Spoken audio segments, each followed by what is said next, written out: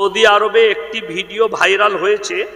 সামনে দেখা যাচ্ছে পিছনে কাবা শরীফ আর সামনে উলঙ্গ নারীরা নাচছে। এই নিয়ে কিছু বলুন। কিয়ামতের আলামত, কিয়ামতের আলামত।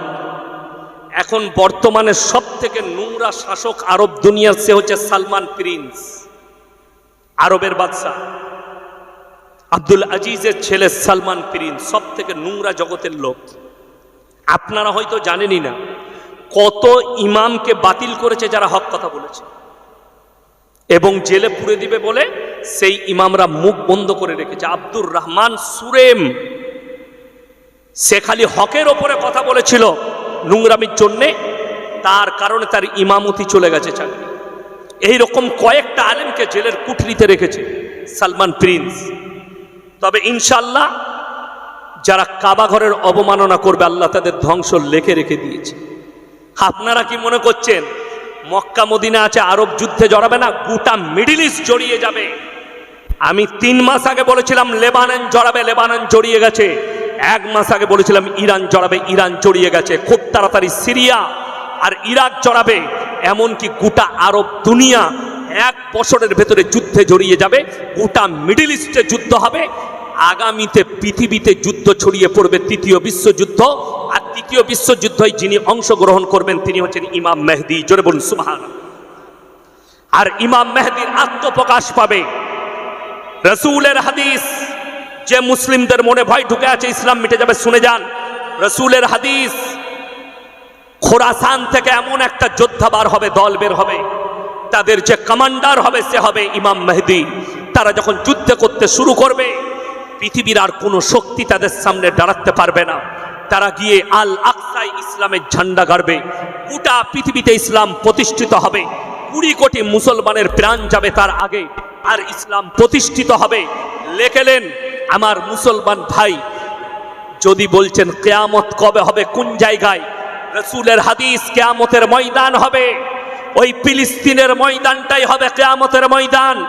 ওই ফিলিস্তিন গাজার ময়দানটাই হবে কিয়ামতের ময়দান, যেখানে গোটা পৃথিবীর মানুষকে আল্লাহ জড়ো করবেন। মুসান্নাফ ইবনে আবু শাইবার হাদিস, গোটা পৃথিবীতে মুসল্লিতে ভরে যাবে মসজিদগুলো, কিন্তু সব হবে সুদখোর নামাজি আর বেঈমান নামাজি।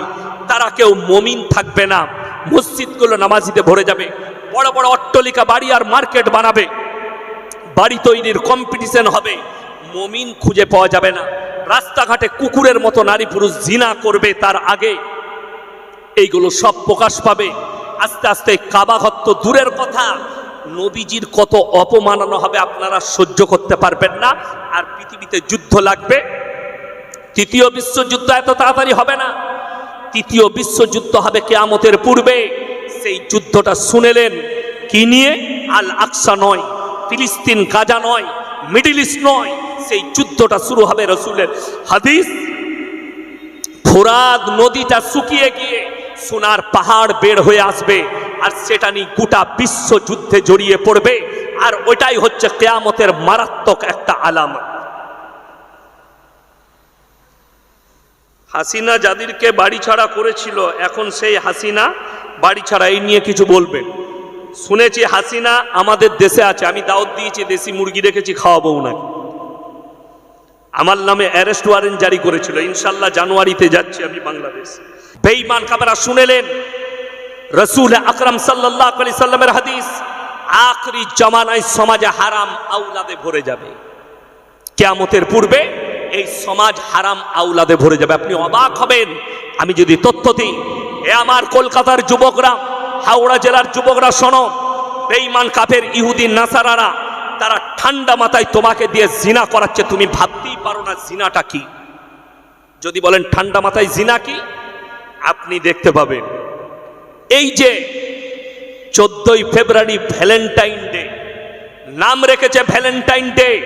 হে আমার মুসলিম যুবক যুবতীরা শুনে যাও, স্কুল কলেজ পড়ুয়ারা, এটা বেঈমান কাফের আর ইহুদিদের তৈরি করা ঠান্ডা মাথায় জিনার রাস্তা। আল্লাহ তাআলা কোরআনে এদের জন্য সাবধান করেছেন।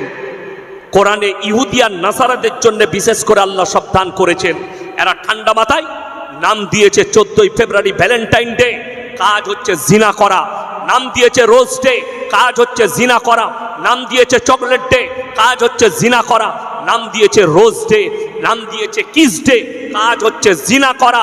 এগুলো ঠান্ডা মাথায় আপনার আমার সন্তানকে দিয়ে জিনা করা। এখানে যদি 100টা কলেজের ছেলে আর ইউনিভার্সিটির ছেলেকে দাঁড় করায়, 80 জন 80টা মুসলিম যুবক যুবতী আরবি 12টা মাসের নাম বলতে পারবেন। কিন্তু এরা ডেট লিখে রেখেছে, কবে 25শে ডিসেম্বর হবে, কলকাতায় যাবে মদ পান করতে, কলকাতায় যাবে গির্জায়, খ্রিস্টানদের গির্জায় গিয়ে আশীর্বাদ নিতে যাবে কলেজ পড়ুয়া আর স্কুল পড়ুয়া ছেলেরা। হাইরে মুসলমান, তোমার জানা নাই কোরআন সূরা ফাতিহা আখরি আয়াত গায়রিল মাগজুবি আলাইহিম ওয়ালাদ-দাল্লিন, মাগজুম মানে ইহুদি, দাল্লিন মানে নাসারা, এই দুটো দলই পদভ্রষ্ট, আর এদের যারা অনুসারী হবে তারাও পদভ্রষ্ট হয়ে যাবে। 1 জানুয়ারি হারাম মুসলমানের জন্য পালন করা, 25শে ডিসেম্বর মুসলমানের জন্য হারাম। আমি বলিনি, কলকাতার মিডিয়ারা বলছে। 1 বছর আগে 2023 সালের 25শে ডিসেম্বর কলকাতার শুধু টাউনের বুকে 22,000 নিরোধ বিক্রি হয়েছে কন্ডম। একদিনে অতগুলো জিনা হয়েছে, 22,000 ছেলে মেয়ে জিনা করেছে কলকাতার বুকে, হাজার হাজার মুসলিম যুবক। খ্রিস্টানরা আহলে কিতাব থেকে বেরিয়ে গেছে। যারা মনে করছেন তোমার ঈদের নামাজে তারা আসবে না, মুখে পিশাব করে দিবে খ্রিস্টানরা, তোমার বকরা ঈদে আসবে না, তোমার মুখে পিশাব করে দিবে, অথচ তুমি তার অনুষ্ঠানটাকে নিজের মনে করেছো। কোরআনে আছে লা ইলাহা ইল্লাল্লাহ ওয়া লা ইলাহা ইল্লাল্লাহ। তোমরা দুটো নৌকায় পা দিও না। যদি বলেন আপনি সম্প্রীতি নষ্ট করছেন, এ মূর্খের আওলাদ, যদি তোমার হিম্মত থাকে স্টেজে এসো। যদি মনে হয় ইয়াসিন সাহেব সম্প্রীতি নষ্ট করছে, আমার রসুলের থেকে দামি সম্প্রীতি পৃথিবীতে কেউ দেয়নি। আল্লাহ রসুলের হাদিস শুনে যাও। তোমার বাড়ির পাশে কে বসবাস করছে দেখো না, সে হিন্দু হোক, দলিত হোক, আদিবাসী হোক, খ্রিস্টান হোক, জৈন হোক, যে ধর্মেরই হোক, সে ক্ষুধার্ত হলে খাবার দাও, বস্ত্রহীন হলে বস্ত্র দাও, বিপদে পড়লে পাশে দাঁড়াও। তা বলে এটা নয় যে তার ধর্ম তুমি পালন করবে আর আমার আল্লাহ মেনে নিবে। আল্লাহ এক এবং অদ্বিতীয়। আল্লাহ ছাড়া যদি কেউকে আপনি উপাস্য হিসাবে মেনে নেন, আল্লাহর কাছে সব থেকে জঘন্যতম পাপ অপরাধ হচ্ছে শিরকের পাপ। আল্লাহ ব্যতীত কবরে যদি সিজদা করেন, আল্লাহ ব্যতীত গাছের কাছে, আল্লাহ ব্যতীত পাথরের কাছে, আল্লাহ ব্যতীত মূর্তির কাছে, আল্লাহ ব্যতীত সূর্যের কাছে, সব আল্লাহর সৃষ্টি, আল্লাহ ব্যতীত অপরের কাছে করলে আপনার থেকে বড় অপরাধী আল্লাহর কাছে কেউ নয়। ওই জন্য আপনার বিশ্বাস হবে আল্লাহর প্রতি, এবং আপনার কাছ থেকে পৃথিবীর একটা মানুষ কষ্ট পাবে না। আল্লাহ কোরআনে বলেছেন, কেউ যদি কোনো মানুষকে হত্যা করে, সে যে ধর্মেরই হোক, গোটা মানব জাতিকে সে হত্যা করলো। কেউ যদি একটা মানুষকে বাঁচালো, রসুলের হাদিস শুনেলেন, যারা মা বোন আছেন তারা শুনবেন, যাদের মাথা ঢাকতে লজ্জা লাগে, যাদের শরীর ঢাকতে লজ্জা লাগে, যাদেরকে মুসলিম বলতে হিজাব পরতে লজ্জা লাগে, সেই নোংরা নারীরা শুনে যাও। আল্লাহর হাবিব সাল্লাল্লাহু আলাইহি সাল্লাম রাস্তা দিয়ে যাচ্ছেন, একটা বেঈমানের মেয়ে, মুশরিকের মেয়ে, হাতেম তায়ের বিটি, মাথায় কাপড় নেই, গায়ে কাপড় নেই। রসুল সাল্লাল্লাহু আলাইহি সাল্লাম মাথার পাগড়িটা খুললেন আর হাতেম তায়ের বিটির মাথায় চাপা দিলেন, আর বললেন, রসুলের সাহাবীরা, ইয়া রাসূলুল্লাহ, এটা মুশরিকের বিটি। আল্লাহ নবী ধমক দিলেন, হে আমার সাহাবীরা শোনো, আমি মেয়েদের মাথা শরীর ঢাকতে এসেছি, খুলতে আসিনি। জোরে বলুন সুবহানাল্লাহ। আল্লাহ নবী দেখেননি এটা কোন ধর্মের। ওই জন্য শুনে রেখে দেন, খ্রিস্টানরা 3 জনকে আল্লাহ বলে মানে। কজনকে বললাম? খ্রিস্টানদের আল্লাহ কটা? 3 নাম্বার 1, তারা আল্লাহকে সৃষ্টিকর্তা হিসাবে মানে। নাম্বার 2, তারা মারিয়ামকেও আল্লাহ বলে বিশ্বাস করে। নাম্বার 3, যিশু খ্রিস্টকে, ঈসা মাসিহকেও তারা আল্লাহ বলে বিশ্বাস করে। এই সঙ্গীন অপরাধের কারণে কোরআনে আছে, আমি আল্লাহ গোটা পৃথিবীর মানুষের সামনে আমি ঈসা মাসিহকে দাঁড় করাবো, নবীকে দাঁড় করাবো। কোরআনে আছে, আল্লাহ কি প্রশ্ন করবেন? ইয ক্বালাল্লাহু ইয়া ঈসা ইবনে মারইয়াম আনতা কুলতা লিন-নাস ইত্তাখিযুনি ওয়া উম্মিয়া ইলাহাইনি মিন দুনিল্লাহ। হে আমার ঈসা, তুমি কি বলেছিলে আল্লাহ ছাড়া আমি আর আমার মা আরো দুটো আল্লাহ? ক্বালা সুবহানাক মা আন আকুলা। কি আছে? ক্বালা সুবহানাক মা আনা আকুলু লাইসা লি বিহাক ইন কুনতু কুলতুহু ফাকাদ আলিমতা তা'লামু মা ফি নাফসি ওয়া লা আ'লামু মা ফি নাফসিক ইন্নাকা আনতা আল্লামুল গুয়ুব। আল্লাহ, যে কথা বলার আমার হক নেই, অধিকার নেই, সে কথা আমি কেমন করে বলতে পারি? আর আমি যদি এ কথা বলে থাকতাম, আপনার তো অজানা হতো না।